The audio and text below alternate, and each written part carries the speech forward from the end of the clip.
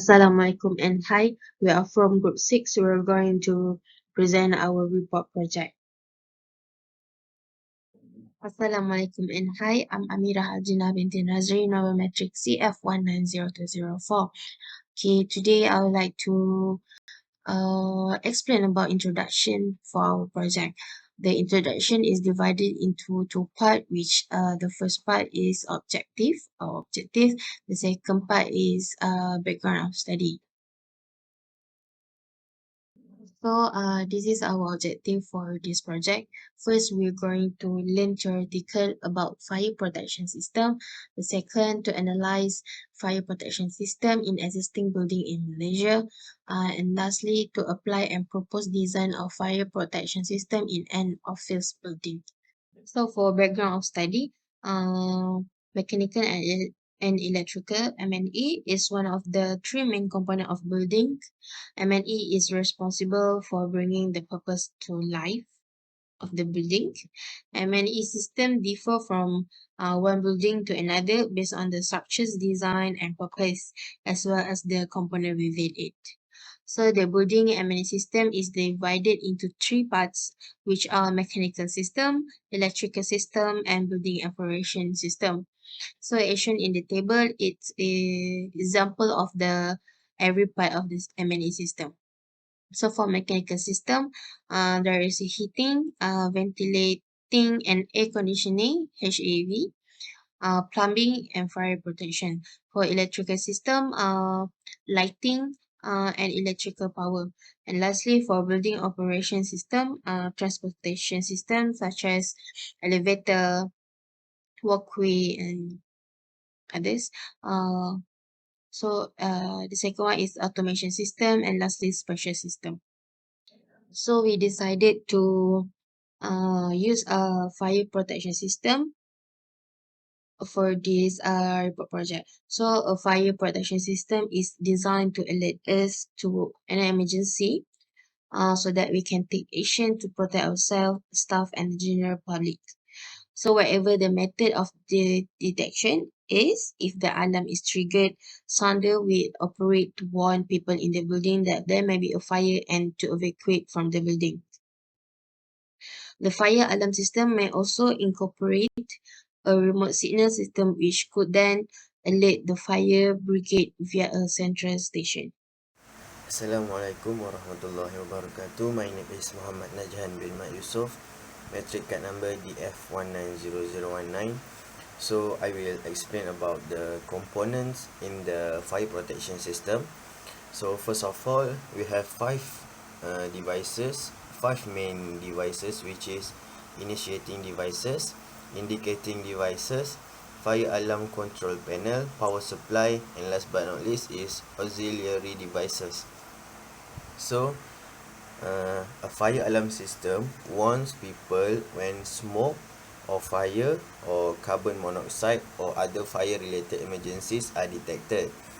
These alarms may be activated automatically from smoke detector or heat detector, or also may be activated via manual fire alarm activation devices such as manual call points or pull station.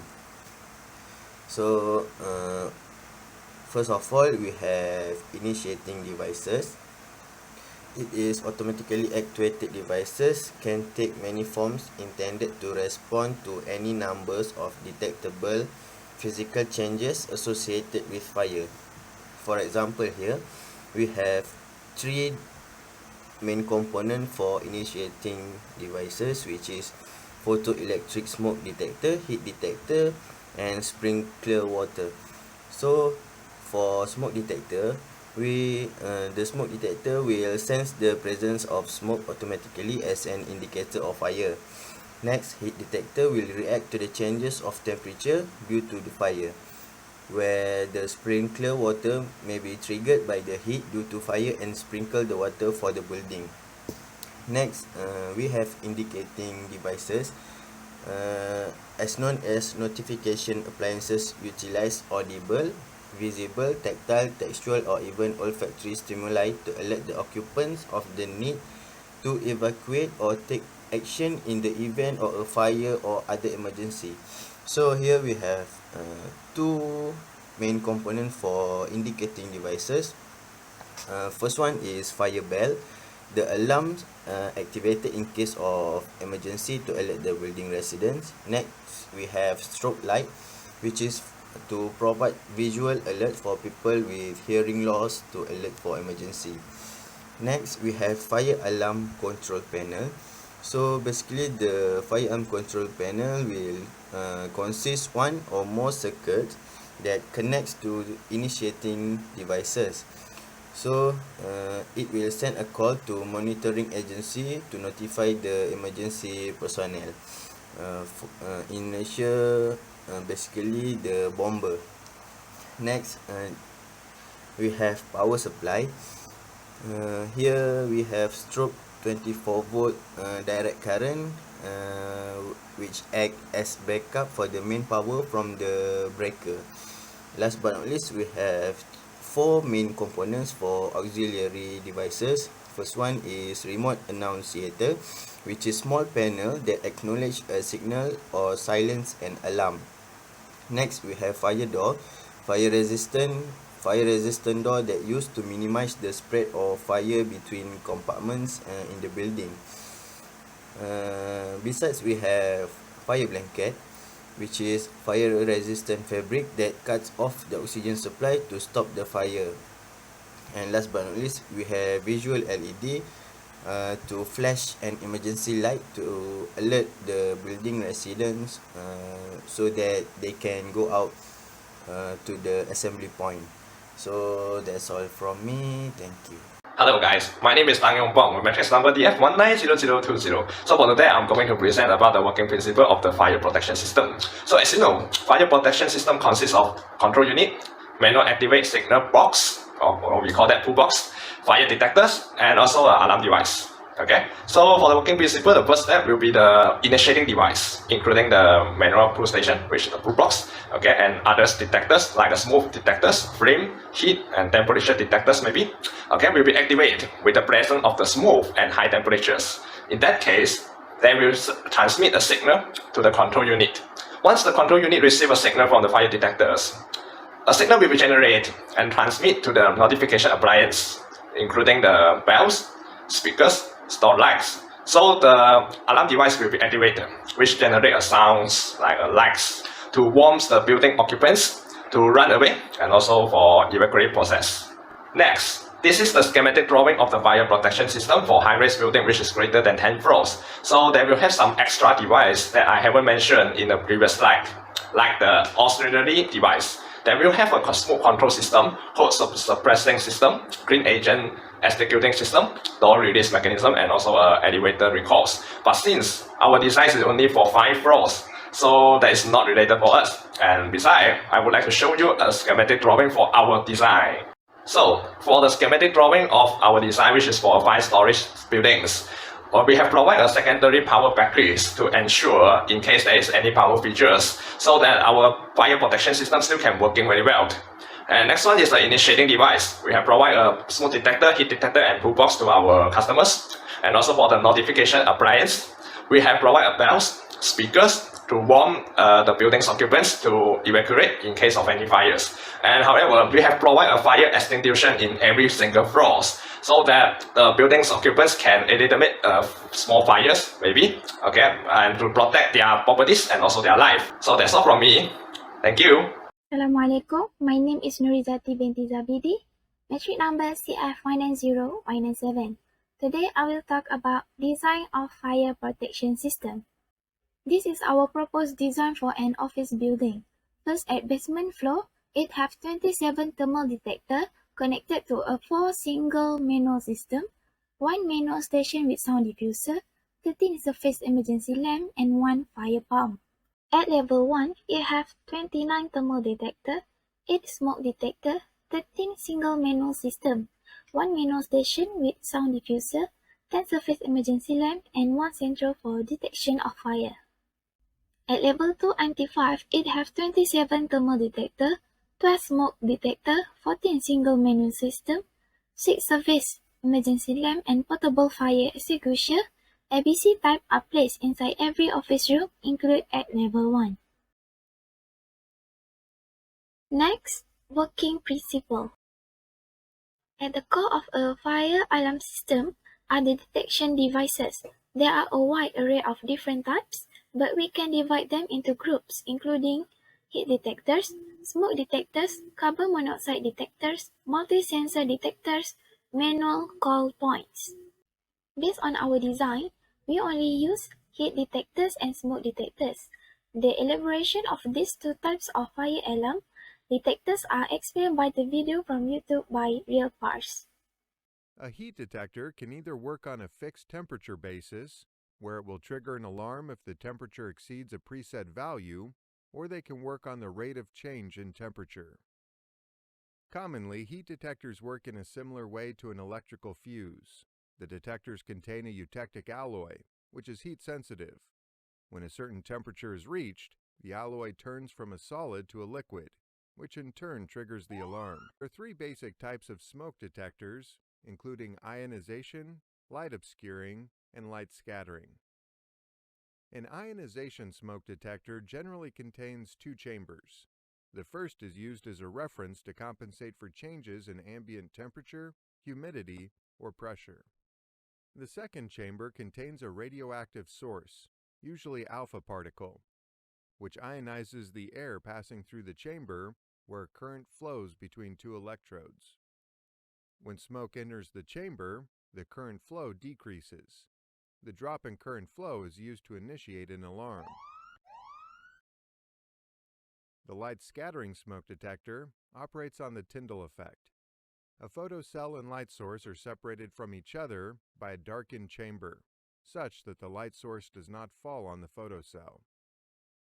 The passage of smoke into the chamber causes the light from the source to be scattered and fall on the photocell. The photocell output is being used to initiate an alarm. In the light obscuring smoke detector, smoke interferes with a light beam between a light source and photocell. The photocell measures the amount of light it receives. The variation in photocell output is being used to initiate an alarm. This type of detection can be used to protect large areas, with a light source and photocell positioned some distance apart. Hi, Assalamualaikum. My name is Nurul Husna binti Suadi. My matric number is CF190223. Today, I would like to present about working flow of fire alarm system. Fire alarm system has three states, which is normal, alarm, and trouble. Fire alarm panel monitors and indicate what state of the system is in at all the time. When it was in a normal state, the device, appliance, wiring, and circuitry are operating correctly and no alarm are activated. When it was in alarm state, the initiating device is activated. The initiating device will sound, alerting building occupants to the danger, and the alphanumeric display on the control panel will indicate from which zone of the building the alarm is originating from. The trouble states happen when short or open wiring develop in the circuits, or if the system phone line connection is not functioning.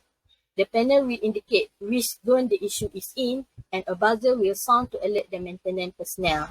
The buzzer will be loud enough to be heard, but it's not as loud as the indicating appliance, so that we will not be confused with the actual alarm.